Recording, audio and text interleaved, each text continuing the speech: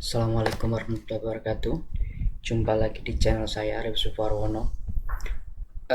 Kemarin kita membahas masalah schedule. Hari ini kita akan sharing mengenai cost control management. Kali ini saya akan sharing mengenai basic of earned value management atau yang sering kita kenal sebagai EVM. Oke.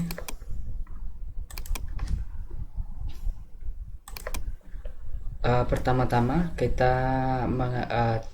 untuk kali ini kita akan membahas mengenai earned value management, di mana kita akan sharing konsep dasar dari EVM, apa itu EVM dan basic terms-nya. Terus kemudian bagaimana mengevaluasi performance project menggunakan EVM. Kemudian bagaimana mengelola project menggunakan EVM. Oke, apa itu EVM? EVM atau Earned Value Management sendiri itu kita gunakan sebagai Progress Measurement System ya, atau Progress Performance Measurement System lah. Jadi kalau project itu kita ibaratkan seperti kereta api atau yang progres bergerak maju. Nah, kita itu untuk mengukur pergerakan kereta itu kan kita perlu baseline ya. Kita ibaratkan seperti tiang-tiang listrik lah. Jadi kita kelihatan udah sampai mana pergerakan kereta itu, seberapa cepat pergerakan kereta, seperti itulah. Jadi untuk mengukur pergerakan kereta itu kan harus ada yang baseline lah, sebagai titik awal atau titik pembanding gitu kan. Oke. Terus kemudian dalam cost control management itu biasanya ada pertanyaan-pertanyaan yang muncul ya. Yang pertama itu berapa sih biaya yang kita keluarkan? Kemudian berapa biaya yang akan dikeluarkan sampai akhir project? Kemudian berapa lama lagi waktu yang diperlukan untuk menyelesaikan project? Terus bagaimana efisiensi yang sudah kita lakukan? Itu kan pertanyaan-pertanyaan yang common di project lah untuk mengukur cost performance dari suatu project. Kemudian dari performance tersebut itu apa yang terjadi? Mengapa kita delay atau kita ahead atau over budget, under budget? Terus apa impactnya? Kemudian bagaimana memperbaiki performance project? Itu kita bisa ukur melalui cost control and value management system ini gitu ya. Kemudian untuk baseline base pengukuran EVM itu ada beberapa istilah ya, seperti budget at completion, itu kan budget sampai dengan akhir project. Biasanya kita kodekan dengan standar internasional kita itu kita kodekan dengan BAC gitu kan.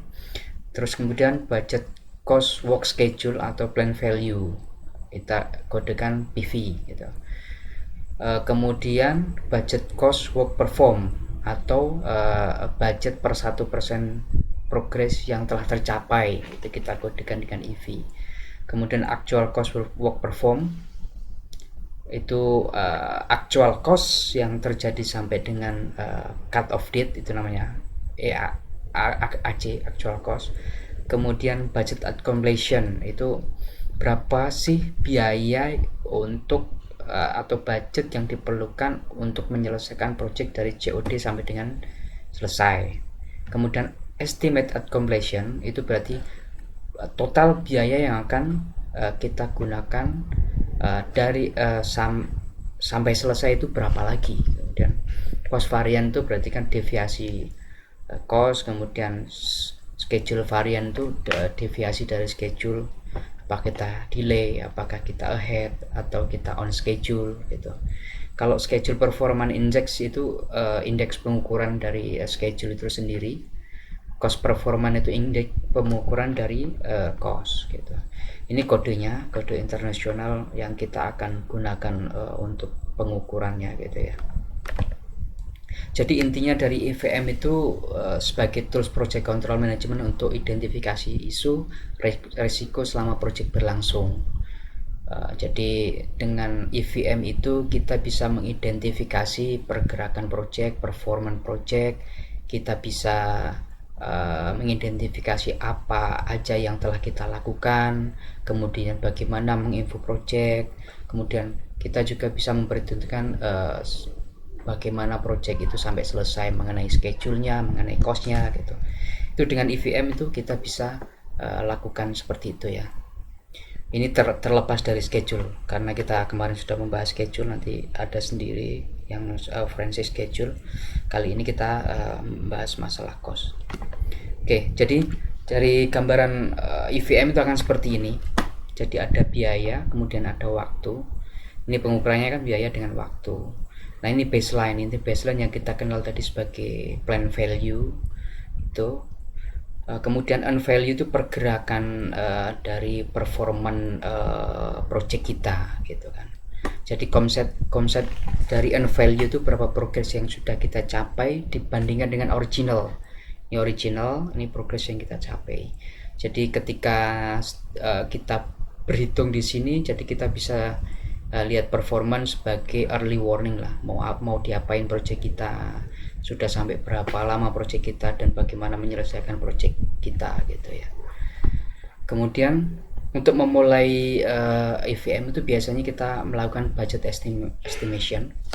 Nah untuk budget estimation nanti saya akan sharing terpisah bagaimana menghitung project budget, bagaimana membuat project estimation, kemudian bagaimana membuat project measurement system, itu akan saya bahas terpisah. Ini hanya gambaran umum saja karena kita nggak berbicara dengan masalah budgeting, jadi gambaran umum aja. Untuk sebagai baseline itu kita buat budget estimation. Jadi budget estimation itu kita mulai dengan WBS. Jadi kalau kita mau mengontrol cost itu kita harus mempunyai WBS yang proper ya, karena cost itu akan embedded dengan WBS, sehingga semua scope of work kita sudah kita budgetkan dengan baik, dengan detail, tidak lebih tidak kurang gitu ya. Kemudian di bawah WBS itu kita punya work package juga, karena dari work package itu kita bisa memperhitungkan resource-nya, cost, indirect cost, cost direct cost, consumable, tools, equipment, itu kita bisa ikut hitung dari sana. Nah, itu nanti akan saya share terpisah ya. Intinya adalah cost ini adalah kita harus mulai dengan WBS lah. WBS di bawahnya ada work package, kemudian ada CBS, cost breakdown structure. Jadi dari situ kita bisa mendetailkan cost atau budget kita dengan detail dan dengan baik ya. Karena dari proses ini akan muncul namanya BAC atau budget at completion yang kita identifikasi tadi. Oke, untuk pengertian dasar dari komponen EVM yang saya jabarkan di table tadi. Jadi budget at completion itu total budget yang harus kita keluarkan atau yang dianggarkan oleh project sampai dengan project itu selesai. Ya, makanya saya tadi membuat budgeting dimulai dengan WBS. Supaya apa? Supaya budget itu tepat sasaran, detail, tidak lebih, tidak kurang. Jadi bisa mengcover semua pekerjaan kita gitu. Jangan sampai ada WBS yang terlewatkan, tidak dibudgetkan gitu ya. Kemudian plan value atau budget work schedule itu adalah splitting budget per 1% progress. Nah ini ada di how to make a progress measurement procedure atau progress measurement system lah. Progress measurement system itu kan kita membuat pengukuran project menggunakan measurement system ya. Nah dari situ kan muncul S-curve per 1% progress S-curve lah. Nah dari situ kita bisa budgetkan yang benar adalah 1% progress itu bernilai 1% budget juga gitu kan. Jadi misalnya kita progress sekarang 10%, maka budget yang dianggarkan sebaiknya 10% dari total nilai kontrak gitu ya. bisa aja budget itu di bawah nilai kontrak untuk misalnya ada dipotong apa namanya, dipotong profit perusahaan atau ada perhitungan lain gitu kan. Tapi kali ini kita anggap budget sama dengan nilai kontrak dulu lah gitu ya. Jadi plan value atau budget work schedule itu splitting budget per 1% progress. Jadi progress yang telah kita eksekusi, budgetnya harus sama atau ketemunya zero gitu ya. Kemudian value itu biaya per 1% progress, agak mirip dengan plan value, tapi value adalah berapa budget yang seharusnya kita keluarkan per 1% progress cut off date hari ini. Itu namanya value. Kalau plan value adalah persen progress planning per cut off date dikalikan dengan budget at completion atau total budget sampai dengan project selesai. Itu perbedaannya plan value sama value. Mirip memang, tapi perbedaannya adalah per persen progress planning sama per persen progress capaian gitu. Kemudian actual cost.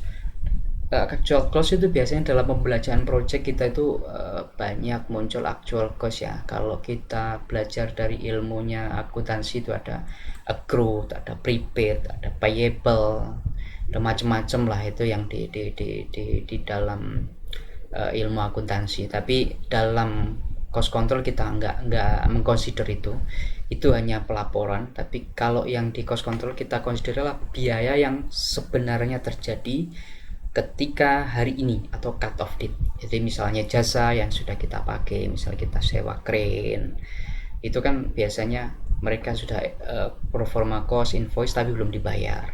Kalau belum dibayar kan biasanya di akuntansi tidak dibukukan sebagai cost gitu kan, hanya kita akui sebagai accrued gitu kan. Nah itu kita masukkan di committed cost kita gitu. Kemudian yang consumable kan biasanya kita beli dalam jumlah banyak atau stock of none gitu kan.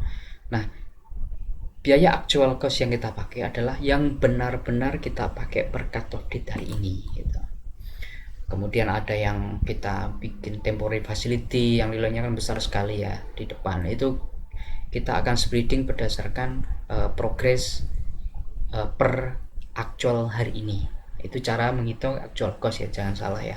Karena actual cost kalau kita refer to finance maka performance kita tidak bisa sesuai dengan actual ya.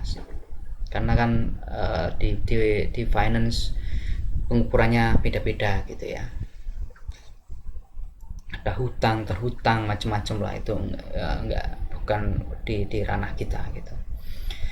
Kita hanya mengconsider yang benar-benar cost yang terjadi sampai hari ini, jangan ada yang terlewatkan. Kemudian estimate to complete adalah budget yang dibutuhkan untuk menyelesaikan project. Jadi misalnya per cut off date hari ini berarti sisa hari ini sampai dengan project berakhir, itu namanya estimate to complete. Kemudian estimate at completion adalah berapa sih biaya yang dibutuhkan keseluruhan sampai akhir project, itu estimate at completion. Kalau schedule variance itu untuk mengukur deviasi schedule berdasarkan budget gitu kan. Kalau schedule ada sendiri berdasarkan schedule variance, berdasarkan flow, total float, itu yang pernah kita bahas kemarin. Tapi yang di cost juga ada namanya schedule variance, itu mengukurannya berdasarkan budget. Kemudian cost variance adalah deviasi cost terhadap budget yang dibutuhkan per 1% progress. Jadi cost variance adalah deviasi cost dengan budget gitu. Kemudian CPI ini kan yang umum sering dibahas ya. CPI itu indeks perhitungan per 1% progress terhadap biaya aktual yang dikeluarkan. Kemudian schedule performance index adalah perhitungan anggaran yang dikeluarkan per satu project terhadap biaya yang dianggarkan per 1% progress gitu ya. Itu deviasi performa schedule lah, performa index schedule. Indeksnya berapa sih? Satu kah? Di bawah satu kah atau lebih dari satu kah? Itu SPI kan. Kalau di atas satu berarti ahead, kalau di bawah zero berarti behind schedule, seperti itu. Oke, kemudian dari apa namanya, dari pertanyaan-pertanyaan tadi, dari kode yang kita kode tadi, ada rumusnya gitu. Ini formula internasionalnya lah gitu ya. Jadi budget at completion BAC itu kodenya, kita nggak ada formulanya karena budget at completion adalah total budget yang kita anggarkan sampai selesai project. Kemudian budget cost work schedule atau plan value itu yang seperti saya terangkan tadi, bahwa plan value adalah berapa budget yang dibutuhkan per satu progress planning. Makanya rumusnya adalah BAC atau budget at completion dikalikan persen progress planning atau sekarang. Kemudian unvalue adalah budget yang dibutuhkan per 1% progress actual sekarang. Makanya rumusnya adalah BAC kalikan persen progress actual. Kemudian actual cost itu actual committed cost yang tadi kita bahas di depan tadi, yang sebelum ini. Kemudian ETC estimate to complete itu kan BAC atau budget at completion dikurangi EV, berarti budget total dikurangi EV, itu berarti kan capaian budget per 1% progress yang sekarang dibagi dengan CPI atau cost performance index gitu. Kemudian estimate at completion itu simple aja, EAC itu actual cost ditambah ETC, karena ETC kan udah kita hitung tadi. Schedule variance berarti kan dia unvalue atau capaian persen progress per hari ini actual dikurangi planning percentage budget per 1% progress planning per hari ini. Kemudian cost variance itu berarti unvalue dikurangi actual cost. Nah, ini SPI rumusnya adalah EV per PV CPI EV plus per SC. Ini adalah gambaran dari schedule variance. Schedule variance dalam bentuk S-curve, di mana schedule variance adalah perbandingan dengan plan value dengan unvalue, di mana plan value adalah total budget at completion dikalikan persen progress planning ya. Persen progress planning itu biasanya kita dapatkan dari S-curve yang muncul dari progress measurement system dikalikan budget at completion, jadilah plan value seperti ini. Kemudian unvalue adalah persen progress per cut off date dikalikan dengan budget at completion, jadi munculnya akan seperti ini. Ini schedule variance. Kalau di bawah, kalau SV itu negatif, schedule variance negatif, berarti behind schedule. Kalau positif berarti ahead schedule gitu. Kalau cost variance seperti ini juga EV adalah persen progress dikalikan total budget, jadilah EV. Ini baseline dari EV gitu kan. Berapa sih capaian budget per persen progress sampai dengan hari ini dibandingkan dengan actual cost. Kalau actual cost di atas kan udah jelas bahwa actual cost lebih tinggi dari EV, berarti over budget. Nah, ini gambarannya dalam bentuk S-curve ya. Oke, kemudian kalau misalnya ada seperti ini ya, ini waktu, ini biaya, kemudian ada budget cost, ini EV, kemudian ini PV, ini AC. Kalau SV schedule variance ini negatif, behind schedule. Kalau CV negatif, over cost. Jadi kebalikannya, kalau SV-nya di bawah garis PV berarti dia behind schedule. Kalau AC itu di atas garis PV berarti over cost. Itu kebalikannya. Ini contoh latihan soal. Kita langsung masuk ke contoh latihan soal ya. Oke, misalnya gitu. Dalam suatu project itu ini rumus tadi yang muncul di awal tadi. Ini rumusnya. kode-kodenya gitu kan. Kemudian ini adalah contoh soalnya ya. Aduh, tertutup. Jadi misalnya project status cut off date 25 Januari 2022 misalnya. Project budget ini ketutup, sorry, ini USD 12.000 di sini. Kemudian progress plan, persen progress anggaplah sampai progress plan hari ini adalah 25%. Kemudian actual progress yang kita capai sekarang 23%. Kemudian actual cost COD, actual cost sampai hari ini adalah 20.000 US dollar misalnya ya per hari ini. Ini adalah status cost project per hari ini. Kemudian durasi to date atau per hari ini anggap aja kita sudah menyelesaikan, misalnya hari ini kita menyelesaikan 3 bulan. Dari total project duration 12 bulan. Jadi project performance sampai dengan 25 Januari. Ini cara perhitungannya ya. Plan value adalah, ini rumusnya, totalnya adalah 30.000. Karena dia BAC kalikan persen progress 12.000 dikalikan 25%, ketemunya 30.000. Earn value adalah budget and completion kalikan persen actual atau dikalikan 23%, jadinya segini. Schedule variance-nya negatif, berarti behind schedule. Cost variance-nya positif, berarti ini under budget gitu ya. Jadi untuk mengetahui schedule status kita juga bisa berhitung nih SPI atau Schedule Performance Index 0,92, berarti dia behind schedule. Behind schedule-nya berapa? Negatif 2.400.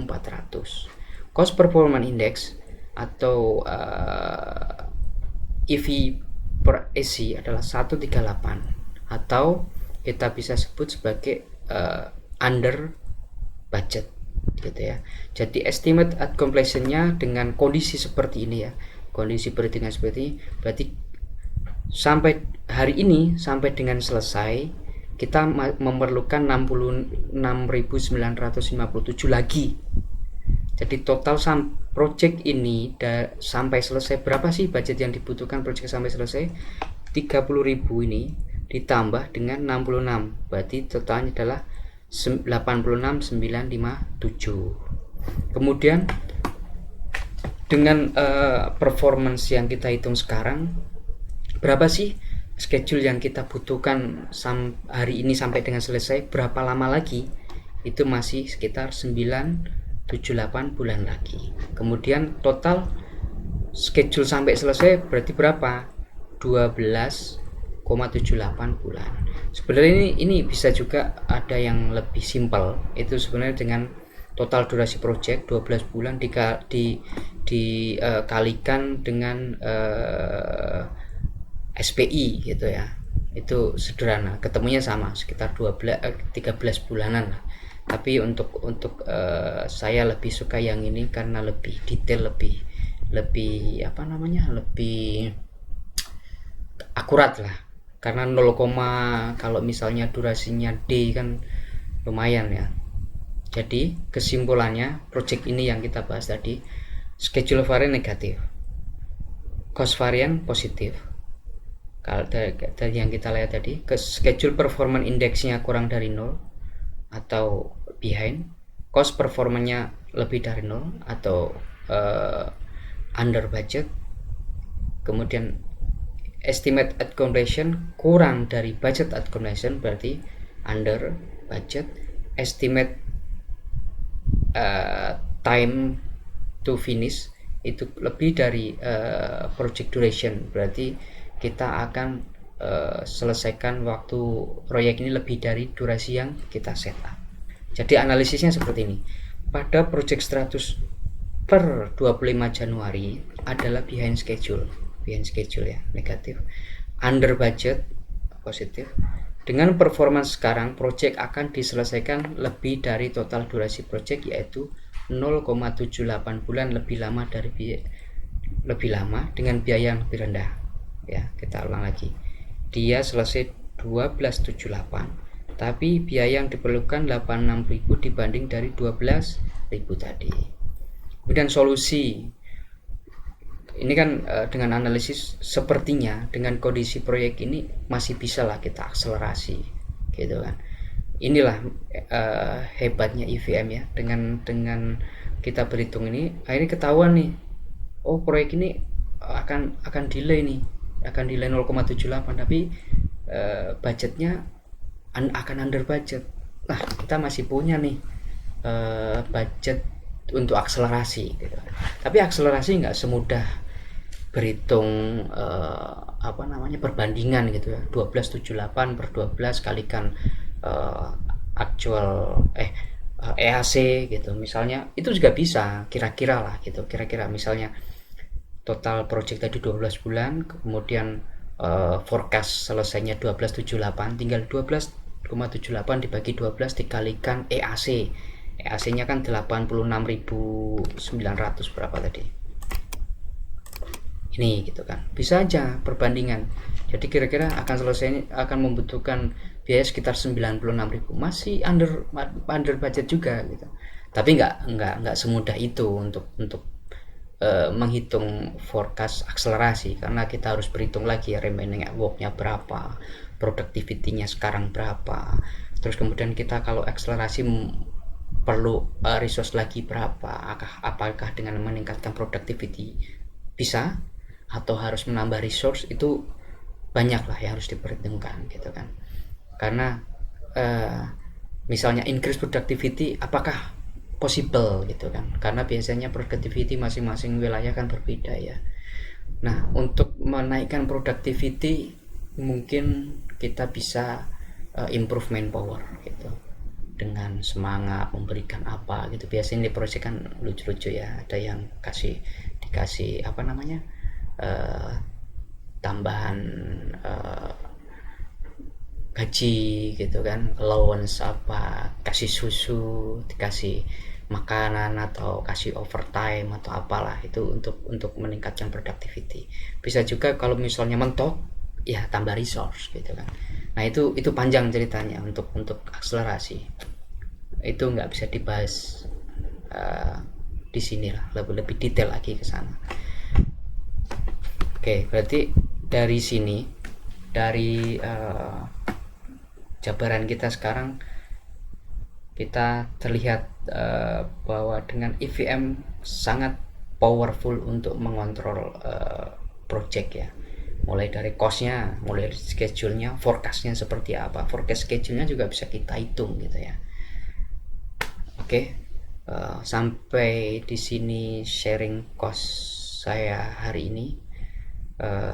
Berikutnya nanti saya akan sharing mengenai mungkin budgeting lah, tapi nanti kita lihat waktunya. Saya akan buat slide-nya lagi untuk itu. Terima kasih atas perhatiannya. Assalamualaikum warahmatullahi wabarakatuh.